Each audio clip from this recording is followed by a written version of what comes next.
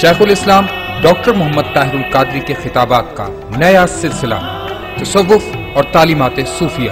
کیا تعلیمات صوفیہ کتاب و سنت اور اسوہ صحابہ و تابعین اور سلف صالحین ان کی تعلیمات کوئی الگ تصور رکھتی ہیں جو متضاد ہیں؟ عملی زندگی سے فرار کا درس تو نہیں دیتا تصوف حسن ادائیگی اوامر شریعت ہے۔ تصوف کسی درجہ پہ کبر اور رعونت کی اجازت نہیں دیتا۔ اہل تصوف کبھی متکبر نہیں ہو سکتے۔ صوفی کبھی بھی اللہ سے بے نیاز نہیں ہو سکتا۔